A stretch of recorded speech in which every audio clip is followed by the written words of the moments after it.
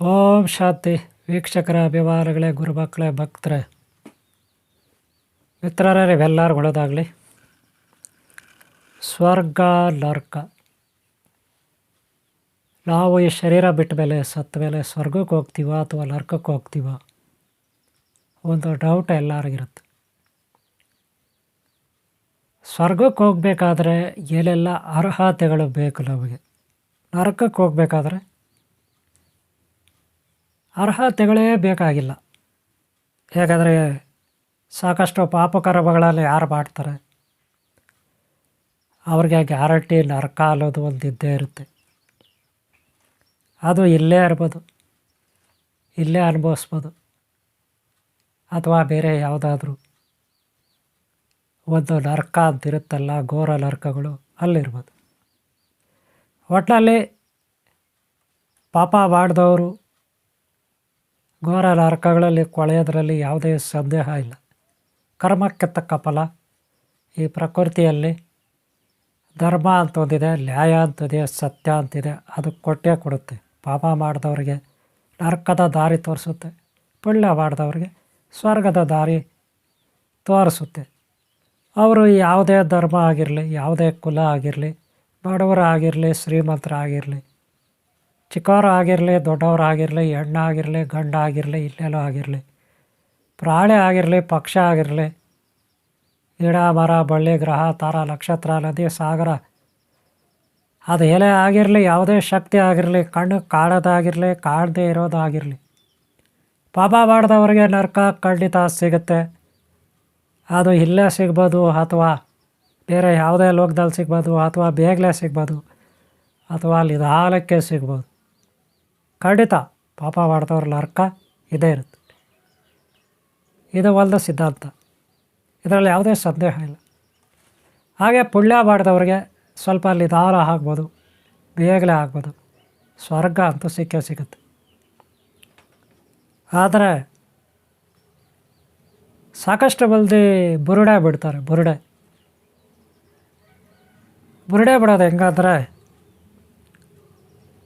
ಎಲ್ಲೋ ಹೋಗಿ ಏನೋ ಮಾಡಿಬಿಟ್ರೆ ಸ್ವರ್ಗ ಸಿಕ್ಬಿಡುತ್ತೆ ಅಂತ ನೀವು ಕೇಳಿರ್ಬೋದು, ನೋಡಿರ್ಬೋದು, ತಿಳ್ಕೊಂಡಿರ್ಬೋದು. ಈ ಸಾಕಷ್ಟು ಮಂದಿ ಈ ಉಗ್ರವಾದಿಗಳು ಅಂತಾರೆ. ಉಗ್ರವಾದಿಗಳಿಗೆ ನಾನು ಹೇಳೋದು ಸ್ವಲ್ಪ ಕೋಪ ಬರ್ಬೋದು.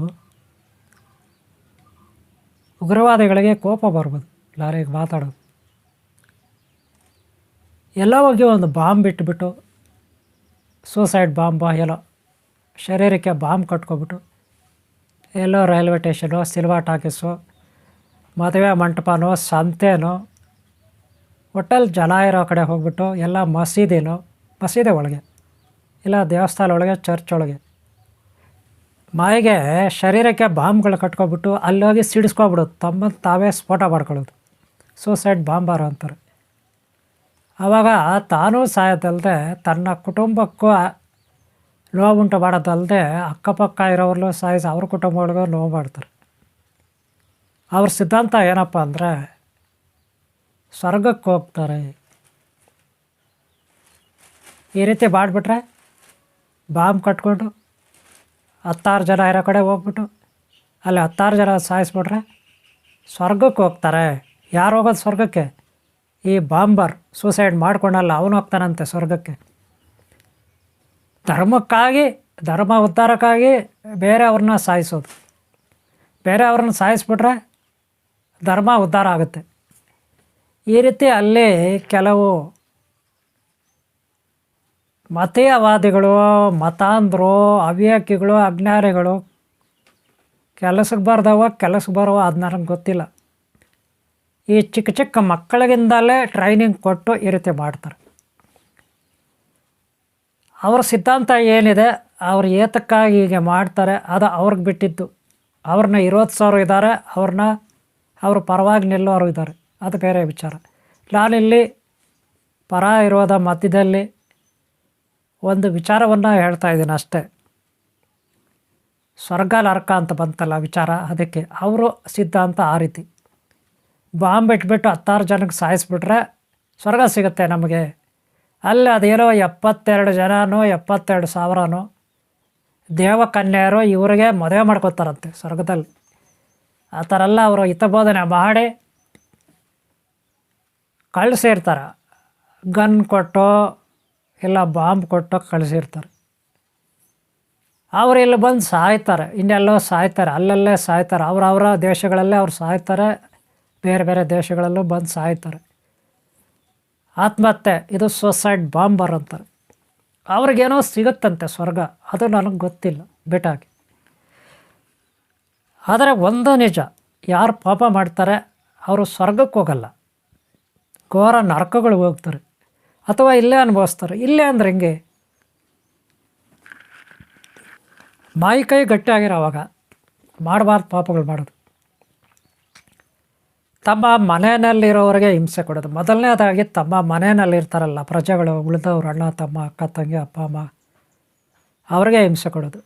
ಈ ರೀತಿ ಪಾಪ ಮಾಡ್ತಾರೆ ಯಾವಾಗ ಶಕ್ತಿ ಇರೋವಾಗ. ಸ್ಕೂಲಲ್ಲಿ ತಪ್ಪು ಮಾಡ್ತಾರೆ, ಅಕ್ಕಪಕ್ಕ ಇರೋ ಸ್ನೇಹಿತರಿಗೆ ಅವ್ರಿಗೆ ಕಾಟ ಕೊಡ್ತಾರೆ. ಸ್ಕೂಲು ಕಾಲೇಜು ಇಲ್ಲದ ಬರ್ತದೆ ಸಂಶೋಧನಾ ಕೇಂದ್ರ ಅಥವಾ ಆಫೀಸುಗಳು ಅಥವಾ ವ್ಯಾಪಾರ ಕೇಂದ್ರಗಳು ಅಥವಾ ಹೋಟೆಲ್ ಅಂಗಡಿ ಇತ್ಯಾದಿ. ಅಲ್ಲಿ ಕೆಲಸಕ್ಕೆ ಹೋದಾಗ ಕೆಲಸದಲ್ಲಿರೋವಾಗ ಅಲ್ಲಿ ಅಕ್ಕಪಕ್ಕ ಇರೋ ತಮ್ಮ ಸಹ ಮಿತ್ರ ಕೆಲಸಗಾರರೊಂದಿಗೆ ಜಗಳ ಮಾಡೋದು, ಫೈಟ್ ಮಾಡೋದು, ಹಿಂಸೆ ಕೊಡೋದು, ಈ ರೀತಿ ತಮ್ಮ ಪ್ರತಾಪ ಕ್ರೌರ್ಯವನ್ನು ಇನ್ನೊಬ್ಬರ ಮೇಲೆ ತೋರಿಸ್ತಾರೆ.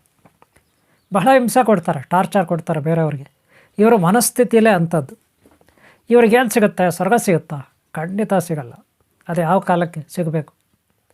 ಎಲ್ಲ ಅಭಿಪ್ರಾಯ. ಎಷ್ಟು ಪಾಪ ಮಾಡ್ತಾರೆ ಅದಕ್ಕೊಂದು ಲಿಮಿಟ್ ಅಂತಿರುತ್ತೆ. 1ನೇ ಚಕ್ರ, 2ನೇ ಚಕ್ರ, 3ನೇ ಚಕ್ರ, 4ನೇ ಚಕ್ರ, 5ನೇ ಚಕ್ರ, 6ನೇ ಚಕ್ರ ಇರುತ್ತೆ. ಈ 6ನೇ ಚಕ್ರ ಬಂದಮೇಲೆ ಪಾಪದ ಕೂಡ ತುಂಬೋಯ್ತು ಅಂತ ಅರ್ಥ, ಅದು ಬಿದ್ದೋಗುತ್ತೆ. ಹಾಗೆ ಪುಣ್ಯದ ಕೊಡನೂ ಅಷ್ಟೇ, 6ನೇ ಚಕ್ರ ಬಂದಮೇಲೆ ಪುಣ್ಯದ ಕಡ ಓವರ್ ಆಗುತ್ತೆ. ಈ ಓವರ್ ಅನ್ನೋದಿದೆಯಲ್ಲ, ಅದಾದಮೇಲೆ ವಿಪರೀತ ಆದರೆ ವಿನಾಶಕಾಲ ವಿಪರೀತ ಬುದ್ಧಿ ಅಂತೀವಿ. ವಿನಾಶಕಾಲ ಬಂದಾಗ ಅವ್ರಿಗೆ ವಿಪರೀತ ಬುದ್ಧಿ ಇರುತ್ತೆ. ಆವಾಗ ಇಲ್ಲ ನರಕ ನೋಡ್ತಾರೆ, ಪಾಪ ಮಾಡಿದರೆ, ಪುಣ್ಯ ಮಾಡಿದ್ರೆ ಸ್ವರ್ಗ ನೋಡ್ತಾರೆ.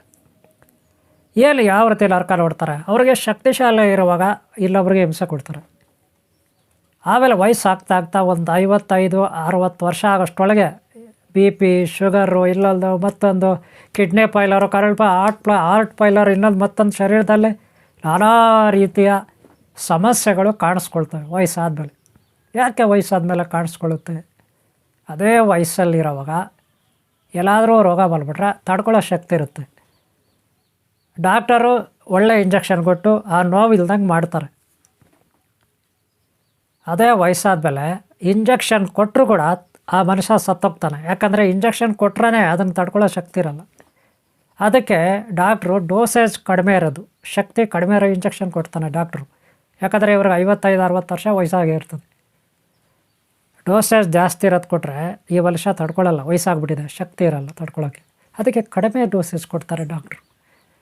ಕಡಿಮೆ ಡೋಸೇಜ್ ಕೊಟ್ಟರೆ ಇವಳಿಗೆ ರೋಗ ಇದೆ, ಕಿಡ್ನಿ ಪ್ರಾಬ್ಲಮ್ಮು, ಕರಳು ಪ್ರಾಬ್ಲಮ್ಮು, ಇಲ್ಲ ಹಾರ್ಟ್ ಪ್ರಾಬ್ಲಮ್ಮು, ಇಲ್ಲಂದ ಮೈ ಕೈ ನೋವು, ಏನೋ ಒಂದು ಕಡಿಮೆ ಡೋಸೇಜ್ ಕೊಟ್ಟರೆ ಅದು ವಾಸಿ ಆಗಲ್ಲ. ಜಾಸ್ತಿ ಡೋಸೇಜ್ ಕೊಟ್ರೇ ಅದು ವಾಸಿ ಆಗಲ್ಲ ನಿಜ, ನೋವಾದರೂ ಕಡಿಮೆ ಆಗುತ್ತೆ. ಜಾಸ್ತಿ ಡೋಸೇಜ್ ಕೊಟ್ಟರೆ. ಇಂಜೆಕ್ಷನ್ಗೆ ಮಾತ್ರ ಕೊಡೋ ಉದ್ದೇಶ ಏನಪ್ಪ ಅಂದರೆ ನೋವೆಲ್ಲ ಕಡಿಮೆ ಮಾಡೋದು, ಹಾಗೆ ಸ್ವಲ್ಪ ಕ್ಯೂರ್ ಆಗೋದು. 80% ನೋವನ್ನು ಕಡಿಮೆ ಮಾಡೋಕ್ಕೆ ಕೊಡ್ತಾರೆ. ಆದರೆ ವಯಸ್ಸಾದಮೇಲೆ ಜಾಸ್ತಿ ಡೋಸೇಜ್ ಕೊಡೋಂಗಿಲ್ಲ, ಕೊಟ್ಟರೆ ಇವನು ಸತ್ತೋಗ್ತಾನೆ. ಅದಕ್ಕೆ ಕಡಿಮೆ ಕೊಡ್ತಾರೆ ಡಾಕ್ಟ್ರು. ಕಡಿಮೆ ಕೊಟ್ಟರೆ ಇದು ನೋವು ಕಡಿಮೆ ಆಗೋಲ್ಲ, ಕಡಿಮೆ ಡೋಸೇಜ್ ಕೊಟ್ಟರೆ ಇದು ನೋವು ಕಡಿಮೆ ಆಗೋಲ್ಲ. ರೋಗ ಜಾಸ್ತಿ ನೋವು ಇರುತ್ತೆ, ಶರೀರದಲ್ಲಿ ಬಾಧೆ ಇರುತ್ತೆ, ಹಗ್ಗಗಳದ್ದು ಆ ನೋವು ಜಾಸ್ತಿ ಇರುತ್ತೆ. ಅದೆಲ್ಲ ಅನುಭವಿಸ್ಬೇಕಾಗ್ತದೆ, ತುಂಬ ಅನುಭವಿಸ್ಬೇಕಾಗ್ತದೆ. ಅದು ನರಕ ಯಾತನೆ. ಹಾಸ್ಪಿಟ್ಲಲ್ಲಿ ಕೊಳಿತಾರೆ, ಇದ್ದ ಕಡೆನೇ ಕೊಳಿತಾರೆ, ಇದ್ದ ಕಡೆನೇ 1, ಇದ್ದ ಕಡೆನೇ 2, ಇದ್ದ ಕಡೆನೇ 3 ಅನ್ಕೊಬಿಡಿ. ಎಲ್ಲ ಅಲ್ಲೇ ಮಾಡ್ಕೊಂಡು ಗಬ್ಬು ನಾರ್ತಾ ಇರುತ್ತೆ. ಆ ಗಬ್ಬಲ್ಲಿ ವಾಸನೆಯಲ್ಲಿ ಕೊಳೆಬೇಕಾಗುತ್ತೆ ಹಾಸ್ಪಿಟ್ಲಲ್ಲಿ. ದುಡ್ಡಿದ್ರೆ ಅಲ್ಲೊಂದಷ್ಟು ದಿನ, ಇಲ್ಲ ಅಂದರೆ ತಗೊಂಡು ಬಂದು ಮನೇಲೆಲ್ಲ ಒಂದು ಮೂಲೆಯಲ್ಲಿ ಹಾಕ್ತಾರೆ. ಬೇರೆಯವರು ಹೆಂಗೆ ನೋಡ್ತಾರೆ? ಆ ಗಬ್ಬನಾತ ನಾರ್ತಾ ಇದ್ದರೆ ಯಾರು ನೋಡ್ತಾರೆ? ಅದು ನರಕ. ಇಲ್ಲೇ ನರಕ ಅಂದರೆ ನೋಡ್ರಿ, ಇದು ಮೊದಲನೇದು ಹಾಸ್ಪಿಟ್ಲಲ್ಲಿ ಕೊಳೆಯೋದು. ಎರಡನೇದು ಅವ್ರ ಮಕ್ಕಳನ್ನು ಯಾರೋ ಸಾಯಿಸ್ಬಿಡ್ತಾರೆ, ಅವ್ರ ಮಕ್ಕಳನ್ನು. ಅಥವಾ ಅವ್ರ ಹೆಂಡ್ತಿನ ಯಾರೋ ಎತ್ಕೊಂಡು ಹೋಗ್ತಾರೆ, ಇಲ್ಲ ಅವ್ರ ಹೆಂಡ್ತಿನ ಯಾರೋ ಕರ್ಕೊಂಡು ಓಡೋಗ್ತಾನೆ, ಅವ್ರ ಹೆಂಡ್ತಿ ಯಾರ ಜೊತೆನ ಓಡೋಗ್ತಾಳೆ, ಅಥವಾ ಆಕ್ಸಿಡೆಂಟ್ ಆಗಿ ಇಲ್ಲೊಂದಾಗೆ ಮತ್ತದಾಗೆ ಅವ್ರು ಸತ್ತೋಗ್ತಾರೆ, ರೋಗ ಬಂದು ಅವ್ರ ಮಕ್ಕಳು ಹೆಂಡ್ತಿ ಯಾರು, ಅದರಿಂದ ನರಕ ಅನುಭವಿಸ್ಬೇಕಾಗ್ತದೆ. ಗಂಡಸರಾದರೆ ನರಕ ಅನುಭವಿಸ್ಬೇಕಾಗ್ತದೆ ಈ ರೀತಿ. ಅದೇ ಹೆಂಗಸರು ತಪ್ಪು ಮಾಡಿದ್ರೆ ಹಿಂಗೆ ಗಂಡನ ಕಳ್ಕೊಬೋದು, ಮಕ್ಕಳನ್ನ ಕಳ್ಕೊಬೋದು, ಈ ರೀತಿ ರೋಗಗಳು ಬರ್ಬೋದು. ಇಲ್ಲಿ ಹೆಣ್ಣಾಗಲಿ ಗಂಡಾಗಲಿ, ನಾನು ಆಗಲೇ ಹೇಳ್ದೆ, ಚಿಕ್ಕವರಾಗಲಿ ದೊಡ್ಡವರಾಗಲಿ, ಯಾವುದೇ ಜಾತಿ ಧರ್ಮದವ್ರಾಗಿರಲಿ, ಪಾಪ ಮಾಡಿದ್ರೆ ಶಿಕ್ಷೆ ಗ್ಯಾರಂಟಿ ಅಲ್ವಾ. ಪುಣ್ಯ ಮಾಡಿದ್ರೆ ಸ್ವರ್ಗ ಗ್ಯಾರಂಟಿ. ಅದೇ ಯಾವ ರೀತಿ ಸ್ವರ್ಗ? ಪ್ರಾರಂಭದಲ್ಲಿ ಒಳ್ಳೆಯವ್ರಿಗೆ ಕಷ್ಟಗಳಿರುತ್ತೆ, ಯಾಕಂದರೆ ನ್ಯಾಯ ನೀತಿ ಸತ್ಯ ಧರ್ಮ ಅವೆಲ್ಲ ಒಳ್ಳೆಯವ್ರು ಫಾಲೋ ಮಾಡ್ತಾರೆ, ಅವಾಗ ಕಷ್ಟ ಇರುತ್ತೆ. ಬರ್ತಾ ಬರ್ತಾ ಒಳ್ಳೆಯವ್ರಿಗೆ ಒಳ್ಳೆಯದೇ ಆಗುತ್ತೆ, ಕೆಟ್ಟವ್ರಿಗೆ ಬರ್ತಾ ಬರ್ತಾ ಕೆಟ್ಟದೇ ಆಗುತ್ತೆ. ಒಳ್ಳೆಯವ್ರಿಗೆ ಯಾವಾಗಲೂ ಪ್ರಾರಂಭದಲ್ಲಿ ಕಷ್ಟಗಳು ಬರುತ್ತೆ.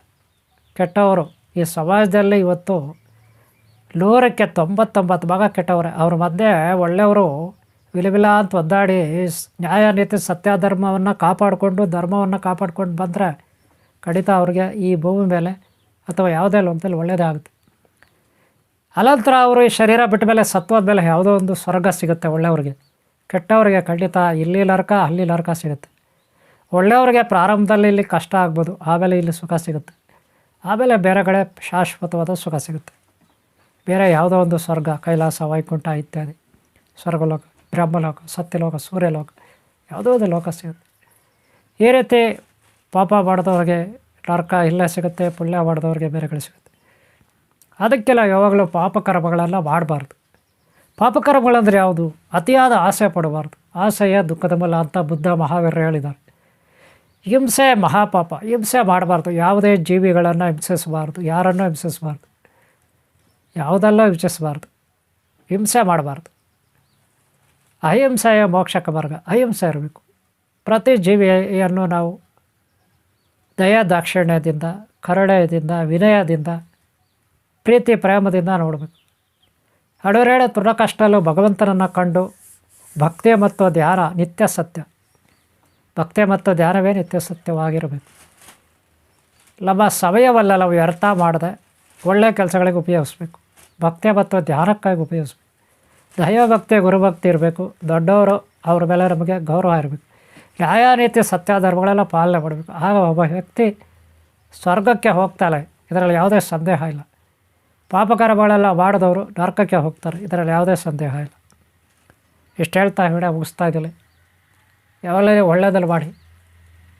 ಖಂಡಿತ ಸಮಸ್ಯೆಗಳು ಒಳ್ಳೆಯವ್ರಿಗೂ ಬರುತ್ತೆ, ಕೆಟ್ಟವ್ರಿಗೂ ಬರುತ್ತೆ. ಆದರೆ ಕೆಟ್ಟವ್ರಿಗೆ ಯಾವ ರೀತಿ ಬರುತ್ತೆ ನಾನು ಹೇಳಿದ್ದೀನಿ, ಒಳ್ಳೆಯವ್ರಿಗೆ ಯಾವ ರೀತಿ ಬರುತ್ತೆ ಹೇಳಿದ್ದೀನಿ. ಒಳ್ಳೆಯವ್ರಿಗೆ ಸಮಸ್ಯೆಗಳು ಬಂದರೆ ಅತಿ ಬೇಗನೆ ಕ್ಯೂರ್ ಆಗುತ್ತೆ, ಯಾಕೆಂದರೆ ದೈವಭಕ್ತಿ ಗುರುಭಕ್ತಿ ಇರುತ್ತೆ. ಒಳ್ಳೆಯವ್ರಿಗೆ ಅದು ಕಾಪಾಡುತ್ತೆ. ಆದರೆ ಕೆಟ್ಟವ್ರಿಗೆ ಹಂಗಲ್ಲ. ಕೆಟ್ಟದ್ದು ಬಂದರೆ ಒಕ್ಕರ್ಸ್ಕೊಂಡ್ರೆ ಅವ್ರಿಗೆ ಯಾವ ಕಾರಣಕ್ಕೂ ಅದು ಕ್ಲಿಯರ್ ಆಗೋಲ್ಲ, ಕ್ಯೂರ್ ಆಗೋಲ್ಲ. ಆಗಲೇ ಹೇಳಿದೆ, ಆಕ್ಸಿಡೆಂಟ್ಗಳಾಗುತ್ತೆ, ಅವರು ಮನೆಯ ಮಕ್ಕಳಿಗೆ ಯಾರಿಗೂ ಎಲ್ಲ ಹೋಗ್ತಾರೆ, ಇವರು ಹೋಗ್ತಾರೆ. ಗಿಡ್ಲೆ ಕೈ ಕಾಲು ಇಲ್ಲದ ಮತ್ತೊಂದು ಎಲ್ಲ ಕಳ್ಕೊತಾರೆ, ಕೊಳಿತಾರೆ. ಅದು ಬೇಕಾ? ಆ ಜೀವನ ಬೇಕಾ? ಏತಕ್ಕಾಗಿ? ಇಲ್ಲಿ ಬದುಕೋದೇ ಸ್ವಲ್ಪದಿಲ್ಲ, ಅವೆಲ್ಲ ಬೇಕಾ? ವೇಸ್ಟ್. ಅದಕ್ಕೆ ಅರ್ಥ ಮಾಡ್ಕೊಳ್ಳಿ. ನೀವು ಒಳ್ಳೆಯವರು, ನೀವು ಯಾವಾಗ ಒಳ್ಳೇದಾಗಲಿ. ಈ ವಿಡಿಯೋಲ್ಲಿ ಇಲ್ಲಿವರೆಗೆ ನೋಡಿದ್ರೆ ಒಂದು ಲೈಕ್ ಮಾಡೋದು ಬರಬೇಡಿ. ಹಾಗೆ ಹಿಂದಿನ ಭಾಗ ನೋಡಿ, ಮುಂದಿನ ಭಾಗ ನೋಡಿ. ನೀವು ನಿಮ್ಮ ಮಕ್ಕಳು ಮರಿ ವಂಶ ಎಲ್ಲ ಚೆನ್ನಾಗಿರಲಿ ಅಂತ ಹಾರೈಸ್ತಾ ಇಲ್ಲೆಲ್ಲ ಆಶೀರ್ವಾದ ಎಲ್ಲರಿಗಿರಲಿ. ಒಂದು ಲೈಕ್ ಮಾಡೋ ಬರಬೇಡಿ. ಹಾಗೆ ಹಿಂದಿನ ಭಾಗ ನೋಡಿ, ಮುಂದಿನ ಭಾಗ ನೋಡಿ. ಓಂ ಶಾಂತಿ, ಓಂ ಶಾಂತಿ, ಓಂ ಶಾಂತಿ. ಈ ವಿಡಿಯೋ ಇಷ್ಟ ಒಂದು ಲೈಕ್ ಮಾಡಿ, ಓಕೆನಾ?